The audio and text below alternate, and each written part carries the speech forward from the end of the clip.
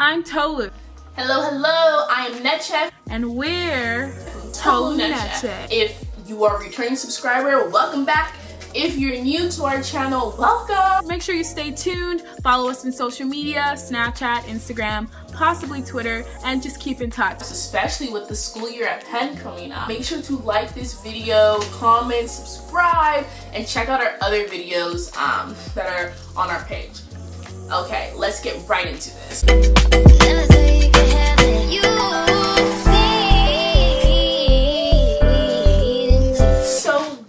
With you. You want to know how to get into an Ivy League? A lot of these kids are legacies, like their parents, grandparents, whoever went to these schools. They come from wealthy backgrounds, they have connections. But if you're none of the above, like us, so like if you're normal, we're gonna tell you how you can get into an Ivy League because I promise you can do it too. A lot of people want to know about is the admissions process, like how was it, like every step of the way, and I'm going to give you some real advice. And I'm pretty sure you're gonna hear this advice in other places, but this is how you get into these schools, okay? So I'm going to talk about your essay first, okay? Like when a college looks at your application, they know if you're putting up a front, they know if you're trying to sound extra smart, they can tell. You know, if like you have that friend that gets in front of a group of certain people and they start acting a little different? Yeah, colleges may not know you personally, but they can read an essay and know if you're being that person trying to change your personality and change who you are because you're in front of a certain group of people. It's the same thing. So with that being said, in your college application, especially in your essay, please be authentic. Be authentic, be real, be you. Now, you don't have to try to sound all fancy and try to impress them, okay? If you talk about something that you are passionate about, something you love in your personal statement, something that can really show that you are being you, they will love you. They will love you. I know people that have talked about something like rivers or trees or traveling across the country or a tutor that they had. Literally anything that was significant in your lifetime that you learned from. It could be a struggle, it could be a triumph, anything that you learned from or anything that was significant in your life that means a lot to you. The colleges will understand that you talked about something that you love, something that was meaningful, something that shows who you are really. And don't try to do too much. Like, it'll be nice to have a teacher or a peer or someone read over your essay and make sure it sounds authentic, but don't try to spice it up too much. Like, colleges want you to be authentic. When you're writing your college essay and you choose your topic and you write about it, think about it. Is there someone else out there that might have this same essay as me? Like, it could be a topic as something like cross country or something, but is someone else going to talk about cross country and the way they struggle and etc., the same way you did? If you're going to talk about something, make sure it is personalized. And I'm like so passionate telling you guys because it really makes that big of a difference. When you're passionate and when you're putting your all and being authentic in your essay, it will read beautifully, and colleges see that, okay? So that's in terms of your essay. Be true to yourself and be unique. You don't want to blend into a crowd of thousands of essays that these people will be reading. You don't want to. You want to stand out but in an authentic way. So don't try to do too much. You know those people that be doing too much? Don't try to do too much because they're going to know you're doing too much. But if you, like, I don't know, save the world or something, like, you know, you can write about that. Like, it's okay to write about a significant experience where you did something amazing. That's okay. That's okay. But, you know, just make sure it's authentic. Your essay is the time where you get to tell them who you are. So really, like, that's where you want to go ham, you know? My essay, I was like, okay, so my grades speak for themselves, my test scores speak for themselves, my extracurriculars speak for themselves, but now in my essay, I get to tell them, like, who I am, you know? Does that make sense? Another thing that colleges will look for in your application is your extracurriculars. They want to make sure you're getting good grades, that's one thing, but your extracurriculars really matter as well. So for extracurriculars, that you don't have to be in a million clubs. That's not what they're looking for. They're not looking for someone who was in 50 clubs on campus. That doesn't matter. It's okay if you're in 1 or 2 clubs, but they want to know, were you dedicated to that club for multiple years? Do you have a leadership position in that club? Because that shows that you were dedicated to that club and what it was about. Remember the saying, quality over quantity. If you're in a lot and you're doing well in all of them, sure, but you don't have to be in a lot. Just make sure you're doing significant work in those clubs. Community service club is a good one to have, as well as something you're passionate about. In high school, I was on the cheer team, but I also did volleyball. I was in class office, like the people who like did the posters and stuff for the assemblies, and we planned prom. And then I was representative to the Board of Education, where I would go and talk to the city about what was going on at my high school. Just different things, you know. And I had leadership positions, but I was involved in school. So I was in a lot of things, but that was throughout my 4 years of high school. Some of those I didn't do for 4 years. Some of them I did. But the ones I did for 4 years, that really shows I was dedicated to them, you know? So make sure you're balancing extracurriculars, because they care about that too. They want to see what you're doing other than school. So the extracurriculars I did in high school, mainly the main ones I did in high school were FBLA, Future Business Leaders of America. By senior year, I think I was secretary of Future Business Leaders of America. Let's go with that. I was also on the track team for 4 years.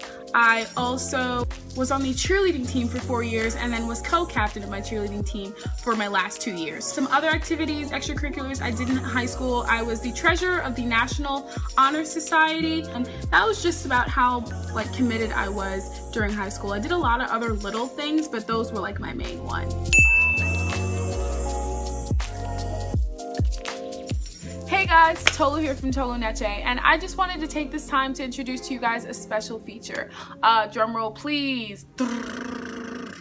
It's the GOODWALL app. So the GOODWALL app is basically a platform. It's an app that can be downloaded either on your iPhone or your Android. It's in Apple Store and it's in Google Play, and it basically allows you to broadcast your extracurriculars regardless of, you know, your academic background or your basically location. The platform for the GOODWALL app is international, so whether you're in Lithuania or Slovenia or even Brazil, you're able to use the app to broadcast to colleges, you know, what your extracurricular activities are. So say, for example, I'm a student in Madagascar and I really want to come to Penn and I want to show Penn my extracurricular activities. What you're going to do is download the GOODWALL app, right? And basically list your extracurricular activities, and that broadcasts to colleges and other students like yourself just exactly what you do. One reason why I personally love the app is the sense of community it gives. On the app, you're able to connect and network with students like yourself, regardless of location, and that's really what drives home for me, because I know during my college admissions process, it was kind of hard connecting to other students from different backgrounds other than my hometown. So if you want to broadcast your extracurricular activities to other colleges, or even use something new that sets you apart from other students, or basically just give something a go that'll help your college admissions process, I suggest you download the GOODWALL app. The app is free in the App Store, and there are absolutely no limitations. So we're here to help you guys out, and we wanted to bring this special feature to you so that it can help you during your college admissions process, and hopefully, maybe, possibly for you guys to come to Penn. So if you guys really want to check out the app, which I highly suggest that you should, you can just click on the link in the description box below, and or the link that will be placed right here. So thanks for tuning in, and continue the video. So I'm sure many of you are wondering like what our GPAs and SAT scores were.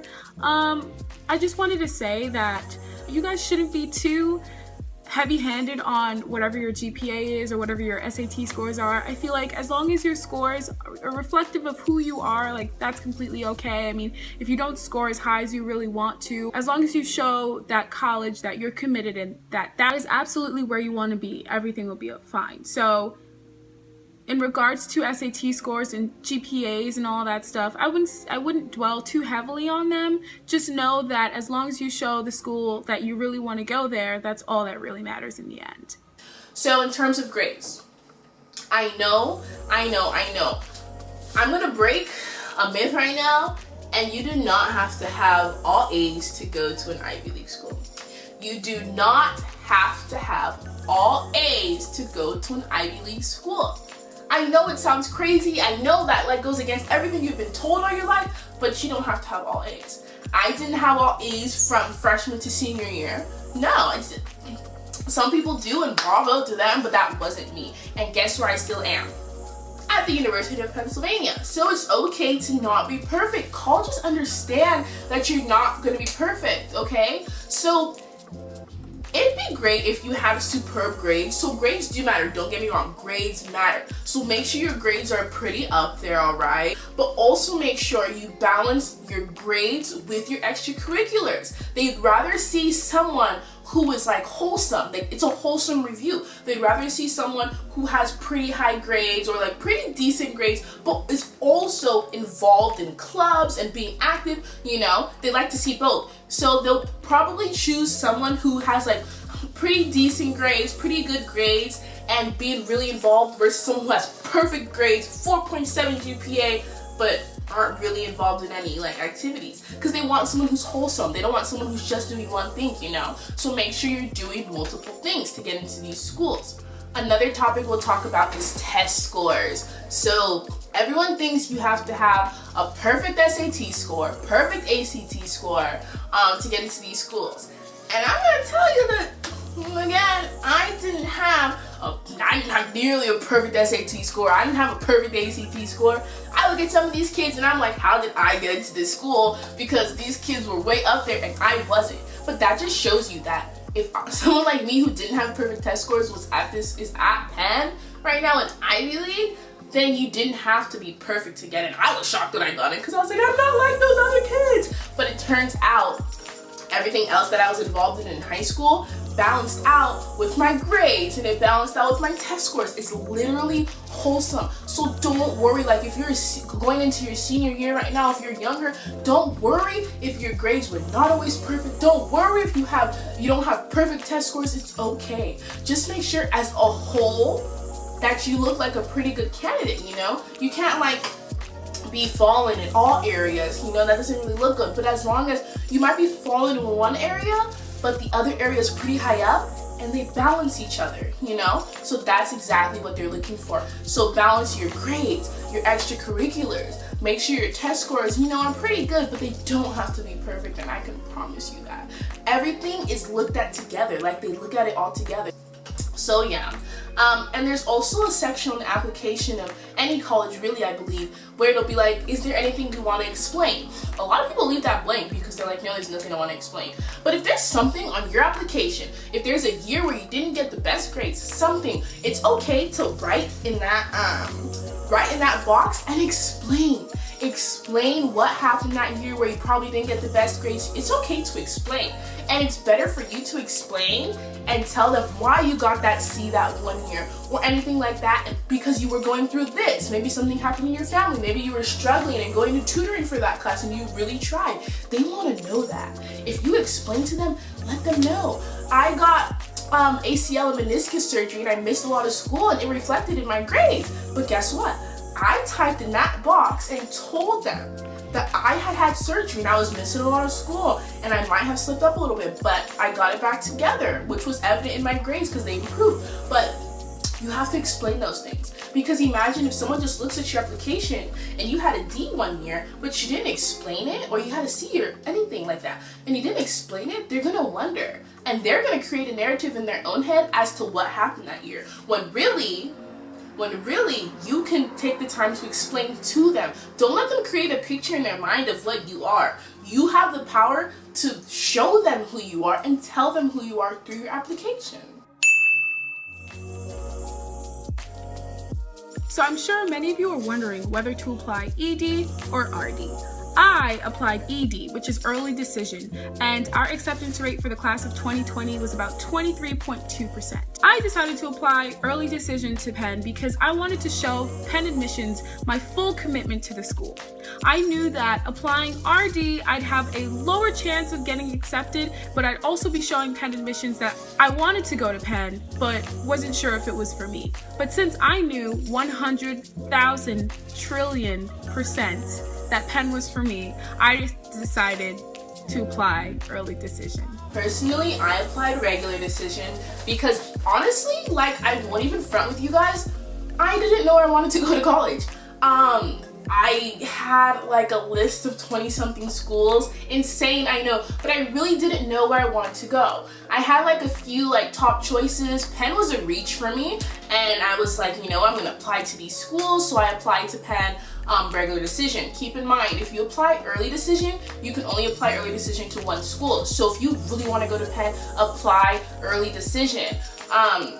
Regular decision has an acceptance rate of, I believe, 9.4%, so it's pretty difficult to get in, but look at me, I got in regular decision with a 9.4% acceptance rate, so it's possible. So if you don't know, like if you know that Penn is not like your everything, like you're not sure, it's okay to not be sure. I wasn't sure, so I applied regular decision, and I wanted to keep my options open. So if you're like me and you want to keep your options open, then you can apply regular decision. For me personally, it was nice to have like an array of like college acceptances and look through them and see where I wanted to go based on the schools I got into, you know? Financial aid was a big part for me, so I wanted to like know what like colleges would offer me what in terms of financial aid. So yeah, that's why I applied regular decision. I really was just indecisive, and a lot of you guys might be too. Some of you might know Penn is where your heart is and you know you want to go there, and if that's you, then you can apply early decision and you lock it in. You show Penn that this is where you want to go and you apply early decision, you have a 25% chance, I believe, of getting in. Now if you want to keep your options open like I did, you can apply regular decision. It's harder to get in regular decision, but you know, sometimes you gotta keep your options open, and things might work out for you. It worked out for me. I applied regular decision because I wanted options, and it's okay to want options.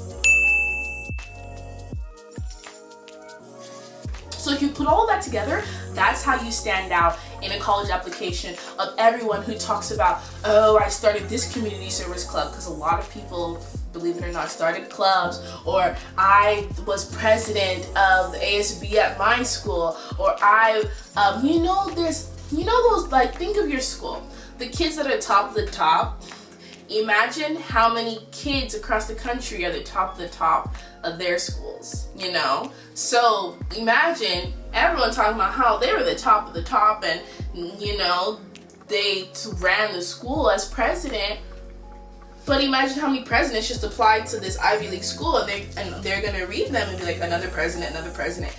And one of those presidents has to stand out, you know? And even if you're not the president, you weren't the president at your high school, you could be the kid who wasn't the president, but who still looks better on an application than that kid who was perfect in high school, because you have more substance to yourself. You understand?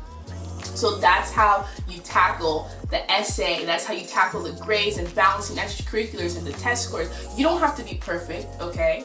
You don't have to be perfect. And I know you're gonna stress yourself to be perfect. And yeah, work as hard as you can. Put your best effort in to get as high as grades as you can, and do the best you can in all that you do. But don't stress, and you don't have to kill yourself over these things, okay? Because at the end of the day, I worked my butt off, yeah. Were my grades and everything perfect at the end of the day, even though I worked my butt off? No. But Penn apparently saw that I worked my butt off, even though everything wasn't perfect, and here I am. So you can do the same. So a lot of kids go through this thing called imposter syndrome, where you don't feel as if you belong, or as if you feel as if you don't deserve what you have, like, you know what I'm talking about, imposter syndrome. So how do you know that you're supposed to be at a school like Penn or at an Ivy League? Dude, I already told you I believe in you. If you're watching this video, you deserve to be here because you're researching, you want to go to a school like this. And I'm guessing that you've done the work to be able to get into a school like this. Oh, but I know a lot of kids are like, well, I don't belong at an Ivy League. Anybody belongs at an Ivy League, and that type of mentality of I don't belong at an Ivy League, that's why there's not enough diversity at these schools. I would love to see the school like way more diversified, because right now, like, I mean, it's pretty diverse. Like I told you, I have there's people that look like me, and there's a big community, like big African American community. there's even like a lot of Nigerian community, so that tells you something. Don't think that just because you might have that teacher in high school, you might have that peer telling you you don't belong at a school like that, you're like, people like you don't go there. Yes, they do. And I can promise you that people like you are already at this school because every type of person is represented at Penn. I'd say that you know you deserve to be at Penn and that you should be at Penn when you can completely immerse yourself in the culture. If you can do that while not being a student, then you know that you deserve to be at Penn. So I'm sure you guys are like, well, what the heck does that mean? But like, for example, I knew that I wanted to do cheerleading in college, and Penn had a cheerleading team. So I knew for a fact that that was something that I could do, that I could love, regardless of where it was. And it helped me determine how much I love Penn. So if you really like a sport, consider joining a sports team at Penn. Definitely Penn athletics. I feel like being a Penn student is one thing, but being a Penn athlete is another thing. So I highly suggest considering being on an athletic team at Penn. Sure, it's more responsibility, but only good things can happen. So basically, just find something you really love to do, regardless of where it would be, and kind of just find that activity wherever college you want to go. Penn specifically, like I said, I really liked cheerleading, and Penn had a cheerleading team, so it was easy as that. I could match something that I really loved with a place where I really wanted to be, and it kind of was just like dynamite from there. So I guess that's the first step in determining whether Penn is for you. So I'm sure many of you are wondering, why did I choose Penn? I chose Penn. Funny story, it's actually kind of a story. So I had a representative from Penn admissions come to my school and talk to me about Penn admissions and like acceptance rates and all that stuff, basically general stuff. But she was explaining how Penn students were intellectually flexible. And those two words are literally what sold me to Penn. Like, I have no idea why those two words clicked in my head, but they just did, right? And so I was thinking about it, and I was like, intellectually flexible is how I would describe myself as a student. So I started looking more and more into Penn admissions and Penn in general, and I came across the Huntsman program. So in high school, I considered myself a fake Parisian because I spoke French and I loved French everything. French food, French films, French culture in general, everything, right? So I thought I would go into college, major in French and whatever on the side. So I applied to Huntsman. So when you apply to Penn, you can apply to one school, and if you're applying to a dual degree, you can apply to that dual degree as well. So my first choice was Huntsman, and my second choice was Wharton. Fortunately, I wouldn't say unfortunately, because it all worked out in the end. Fortunately, I did not get into the Huntsman program, but I did get into Wharton, and that's why I'm here today, hence the t-shirt. So I kind of went off on a tangent, but those two words are really what sold me to Penn. I was thinking how I'm intellectually flexible, how I consider my, I guess, academic style intellectually flexible, because I wasn't just good at math and I wasn't just good at social studies. Like, I was good at a little bit of everything. So I considered myself intellectually flexible and started looking into Penn admissions and started seeing that Penn was for me. And those two words are really what sold me to Penn. So as discussed previously, Tolu is in Wharton and I'm in the College of Arts and Sciences. I'm studying political science, so I'm like pre-law, but I'm also taking law and society, which is sociology, and Hispanic studies, so like Spanish, as minors. So being in the college has like a lot of different majors that fall into it. So you really need to figure out what you want your major to be, and then you figure out what school you want to apply to within a school like Penn. So my workload as a pre-law student, the great thing about pre-law is that you don't have to be a poli-sci major. You can major in whatever you want, really, to go to law school. So I'm kind of flexible in what I'm doing. However, I did choose poli-sci because I guess I'm basic. And my workload was a lot of reading. So if you don't like reading, like, that's the thing. I don't really like reading, but I have to do it anyways. So for me, and this surprises a lot of people, but for me, my workload in college is almost more bearable than it was in high school. This is because at Penn, in college in general, you don't have the same classes every day. The only class I had daily was Spanish, but all my other classes, I didn't have them daily. So I had time to take naps, I had time to actually study, I have time to like get myself together, I have time to do my homework, and then I don't have that same class the next day. So it really, like, the workload, it might sound like it's a lot when they tell you to write a 20-page paper, but I've learned that when you manage your time and like break it down and do like 5 pages every week, like that 20-page paper will be done in a reasonable amount of time.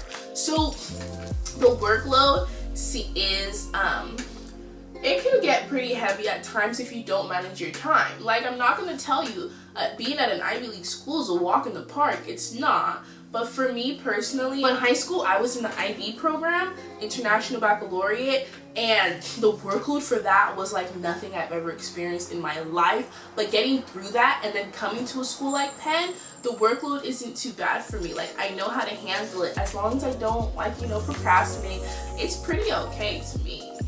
So if you're thinking about applying to the Wharton School, yes, it is the #1 school for business in the entire world, so the stakes are pretty high to get in. But generally, if you are very well oriented in the following skills like math or anything quantitative really, critical thinking and like the economics, anything along those standards or along those lines, if you're generally good at or you enjoy those things, then you probably should apply or should think about applying to the Wharton School of Business. Generally business. If you are thinking about business and you want to go to the #1 school for business, you definitely should apply to Wharton. If you're considering Stern or any other business schools, you should also consider Wharton. And don't shy away from the fact that it is the #1 school for business. It is very competitive, yes, but as long as you show this, at Penn admissions that you definitely want to go to Penn, specifically Wharton, then they will see it. Just saying you want to go to Wharton just because it's the #1 school for business isn't really going to help you, because that's true for everyone. They want to see what is true for you specifically and why do you specifically want to come to Wharton. So my major in Wharton, I just changed it, is marketing and business analytics, and I'm really excited to kind of get my core classes out of the way so I can start taking classes towards my concentration. In the Wharton School, we have concentrations instead of majors. So generally when you graduate, everyone that graduates from the Wharton School gets a BS in economics, a Bachelor of Science in economics, but you don't necessarily have majors. So like, I guess the one major is business, but we have concentrations. So our concentrations include marketing, business analytics, operations, finance, strategies, health management, like the list goes on and on, accounting, actuarial science, the list goes on and on and on and on. I will put a link to the list of concentrations. You guys can go see what concentrations you think would best suit you. So in terms of going to school out of state, my parents, I have these strict Nigerian parents. We live in California, and they were always like, our children are not going out of state. You're not applying out of state, it's not an option, just no. But me being the sneaky girl that I am, when I was applying to my million schools, I was like, I'm applying out of state. And I applied to the University of Pennsylvania, and the conversation changed after I actually got into a school out of state. They were like, and they really didn't know what to do, because they were like, who's gonna take care of you? We can't reach you there. What if something happens? And it's normal for parents to worry like that, But I think when they also weighed like the factors, like, okay, this is an Ivy League, and she can thrive there, and they listened to what I wanted to do. Like, they weren't listening at first, but then once that financial aid package came through and the money was talking, then their eyes were like, all right. They were like, you know what I mean? So money talks. Okay, but actually I think this is Jesus Christ himself, because my parents said you can't go out of state, right? Because their reason was that there's no family out of state. My parents are from Nigeria. They moved to California. We have family members here and throughout the country, like just in random states, okay? Not that much family out in America. Most of them are in California here with us.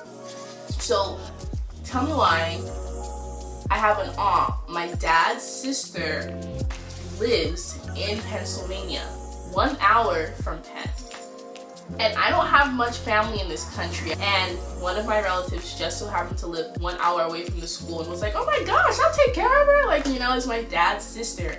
Like, what are the odds? I don't have family in this country, but I have family in a state like Pennsylvania. When you live in California, a state like Pennsylvania is so random. It's like, what is Pennsylvania? But the fact that I have an aunt living there, and she lives an hour away from the school, after my parents said I couldn't go out of state because of family reasons, and boom, there goes family next to this school I got into. Like, you can say that's coincidence, that's luck, but I think it was God. I feel like I was meant to go to this school. So honestly, regardless of what school you get into, regardless of what school you go to, just know that you're meant to be there, or whatever. Like, even if you go to like a community college or something like that, like, your path is set and you just have to push and work towards where you're going in life. So if you don't live in the state where your school is, dude, just apply anyways. Like, it doesn't hurt to apply. Like, the conversation might change after you get into that school out of state. It might not, but there's a chance it will, because for me, it was like, you're not going out of state. I got into a school out of state, and I went. And I have strict Nigerian parents. If you know about Nigerian parents, that tells you something, okay? So I'm dealing with foreign parents that said no, and I still ended up going, so. So I would say maybe about 10% or less of the population of students at Penn are first generation. I guess the definition of first generation could go a lot of different ways, but it basically entails the following. Like, your parents weren't born in the States, and like they were born somewhere else, and like kind of like they came here to like for a better life, the American dream type thing. And I guess like you're the first one in your like immediate family to go to college. I am the middle child, and my older sister went to the University of New Haven, and I go to Penn, and my little brother is still in high school. So, and my parents came from Nigeria to America, and yeah, that makes me first gen. So not a lot of kids at Penn are first generation, but that should not shy you away from it at all. The 10% that we do have are very close knit. We even have a little group for all the first gen students where they meet and talk about different things that they're experiencing. They talk about the different issues that occur at Penn for first generation students, and it's kind of like a therapy group, but it's nice to talk to people who are from the same economic background as you and understand the same struggles as you. For first generation students, well, my parents came to America when they were like 18, and they did go to school here, so I'm not really first generation, but I'm first generation like growing up in America, applying to college in America, because they didn't do like the application process or any of that. So like applying to schools, they didn't really know much, you know. If you're first generation, you would understand that. Like, or if you're foreign, like your parents don't really like understand a lot of that. So a good piece of advice to have is ask people at school, watch videos like this, like you're in the right place to be getting advice from other people that do know, that have gone through this process. Find kids that are older than you, find kids that go to the schools you want to go to already, ask them for help. They will be more than willing to help. So I know a lot of the times it's hard for first generation students to find their path and to maybe go to a prestigious university because, you know, like there's not a big support system for that. But there are resources, and you need to reach out to people, keep watching videos like this, you're in the right place, and don't let money scare you. Like I said, Penn, it's like one of the most expensive schools that I applied to, and yet they gave me the best financial aid. So don't let something like money scare you. Apply to scholarships. Some of these scholarships will love to pay for your education. One amazing scholarship that I encourage especially first generation or low income students to apply for is Questbridge Match. I'll link it below, like the link to Questbridge. I think it's open now. And if you apply for your Questbridge and you get a Questbridge scholarship, then they'll pay for your education. Like they'll pay for your undergrad. And I have friends that are Questbridge scholars. I unfortunately didn't get my education paid for, but I was still part of the Questbridge program. So Questbridge, definitely, if you're low income or you're first generation, and I can answer any questions about that. If you guys have any, just leave the questions below and I will answer that for you. But yeah, so first generation students, like, shoot for the stars. I know you might think, well, those schools aren't for me, but yes, they are. Yes, they are. These schools especially want students like you guys. They need students like us, really, because going to some of these prestigious schools, you only really see like wealthy white kids, and there's nothing wrong with that, I guess, but diversity is a beautiful thing, and these schools know that, and they're trying to save themselves, and they need first generation students, they need students of color, they need low income students to like diversify their schools and not make it look like they have an all white high income school, you know. So yeah, apply to these schools. The only way you can get rejected from a school is by not applying. I didn't want to apply to anything prestigious because I was like, why even bother? My parents were like, why would you deny yourself? Let the school deny you, do not deny yourself. Like, you know, and I was like, oh, you're right. Because if you don't apply at all, guess what? You're gonna get a no. You're rejected from not applying. But at least if you apply, it's a 50-50 chance. If you get in, if you don't, okay, well, if you didn't apply, you wouldn't have gotten in anyway. So, you know, so just apply, even if you don't think you can get in, and even if you don't think schools like this are for you, even though they are. Okay, so Penn Financial Aid. A lot of people have this common misconception that Penn's an Ivy League school, it's super expensive, and I can't go, so I'm never gonna apply. Don't do that to yourself. Sure, yes, Penn's tuition is about roughly $70,000. I'll put the exact dollar amount right here, but it's roughly about $70,000 per year, but Penn's financial aid is unique because it's all grant-based, meaning whatever Penn gives you, you do not have to pay back. Sure, if you need additional money, you can apply for a loan, but Penn's financial aid is grant-based, so you don't have to pay back the financial aid that they give you, which is awesome. Because some schools try to trick you, right? And they're like, oh yeah, we'll give you full tuition, but it's all loans and you have to pay us back before you graduate. Then you're like, I'm a senior and I'm $300 million in debt. What's gonna happen? Yeah, Penn doesn't do that to you. That's why I love Penn so much. Go Penn.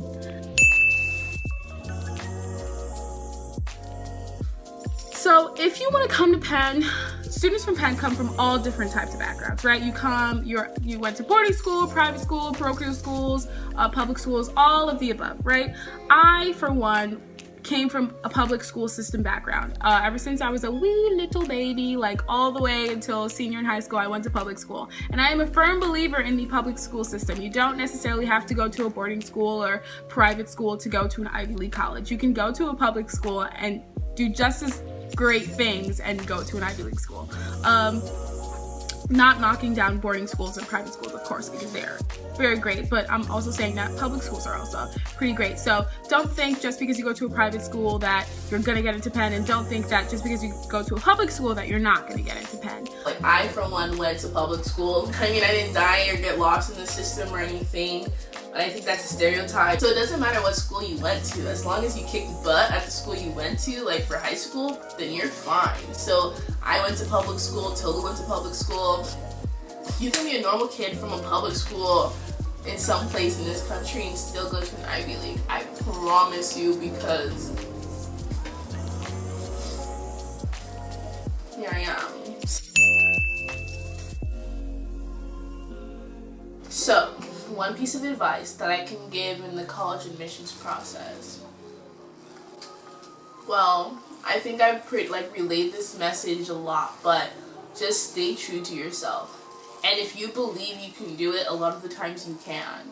Like, be authentic, be yourself, and you can get into a school like Penn. Like, number one, apply. Apply.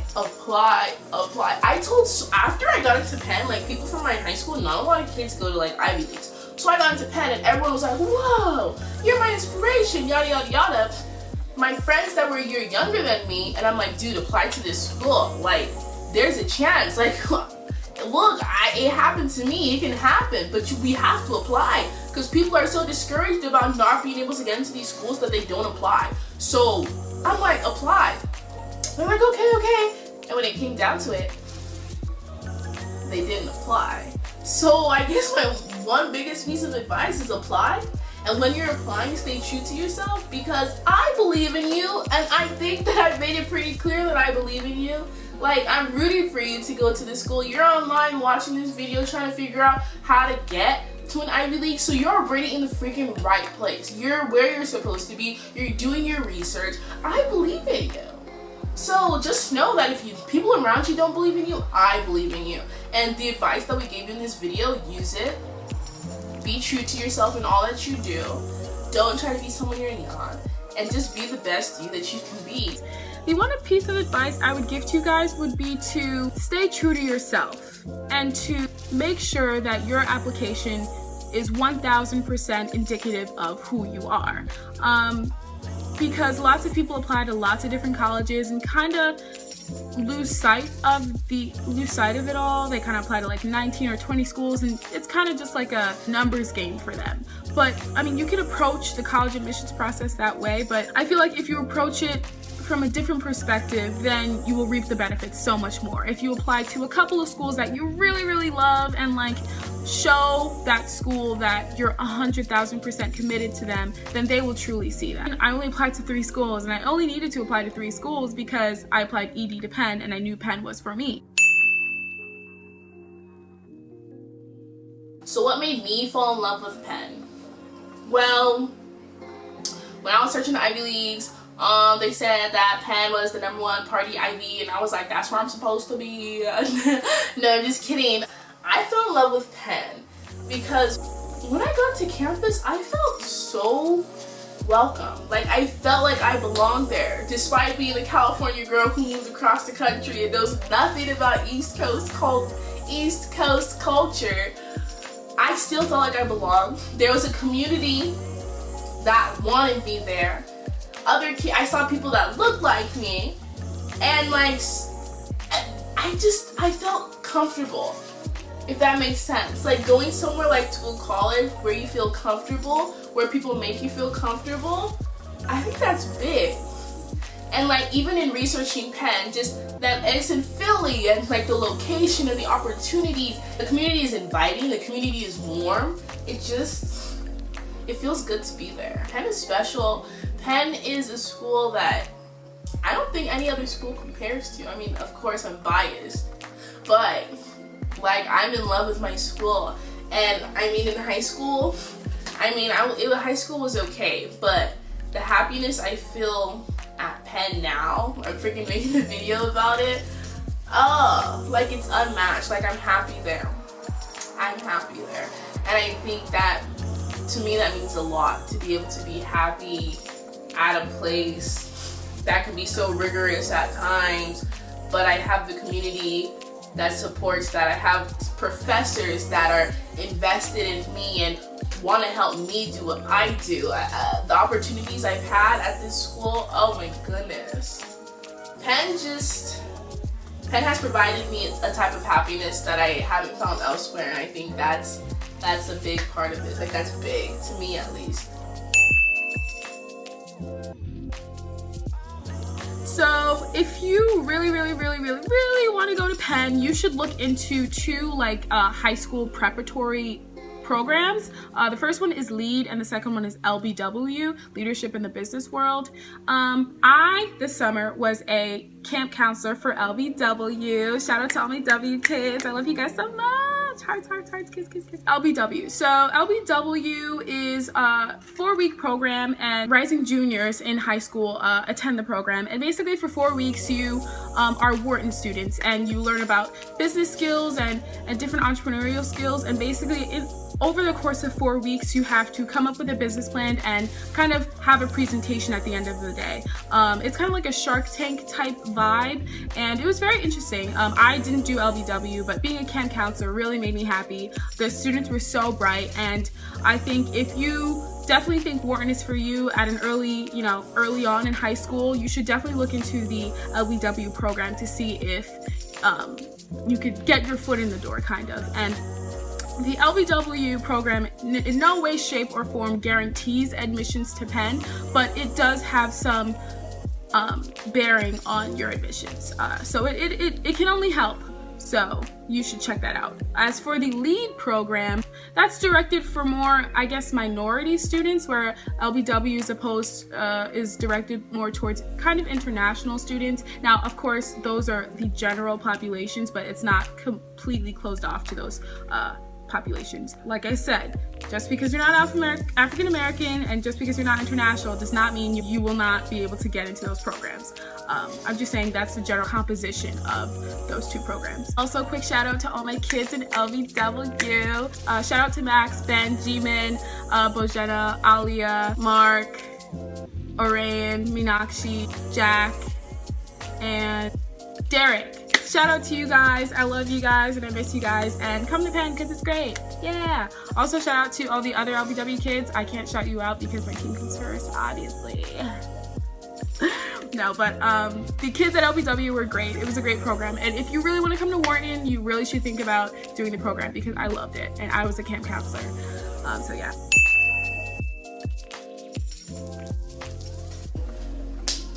So to wrap up this video, after all the advice we've given you guys, I just want to say that at the end of the day, when you're doing your college applications, when you're applying to these schools, at the end of the day, I've learned that it's just luck.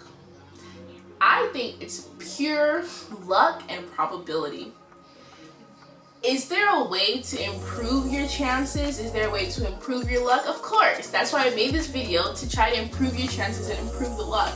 But at the end of the day, there's no set definition of how to get into these schools. And it's really crazy because if we had figured that out already, then everyone would be getting into these schools. But there can be the kid with the perfect test scores, with the perfect grades, perfect everything, that doesn't get into a school like Penn. There could be the kid who's pretty okay in some areas, pretty decent here and there, pretty good grades, and they get into Penn.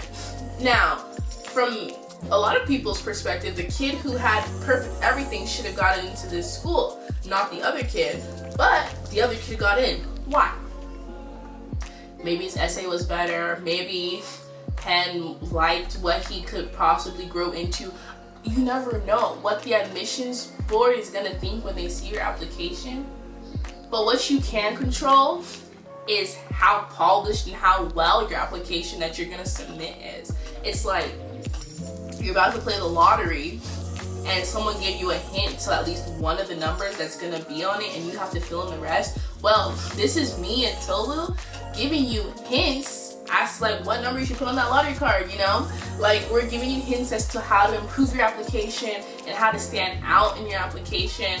But at the end of the day, it's luck. So with that being said, we wish you the best of luck. Oh my goodness. Wish you the best of luck. I hope to see you at Penn or another Ivy or wherever you end up. I hope to see you at a college in the next few years because, oh my goodness, like, college is one of the best experiences ever, and I've only experienced 1 year of it so far, and I'm loving it. So I really hope that you guys can get into an Ivy League.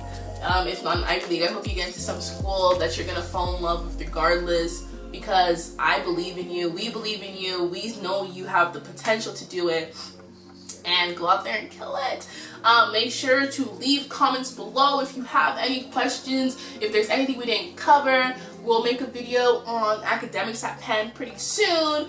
But leave comments if you like this video, if you enjoyed the advice. Make sure to like, comment, subscribe to our channel. And I'll leave you with that. Bye. And that's a wrap. Thank you guys for watching. For returning subscribers, we love you guys so much. Thank you for staying with us and thank you for supporting us on this journey. For new subscribers, welcome. Party, party, party. Party, party, party. Party, party, party. We really love the support from all you guys, and we only want to grow from here. So thank you for coming across our channel, and be sure to stay tuned for the next video. Thank you for watching. Thank you for tuning in on Tolu Neche.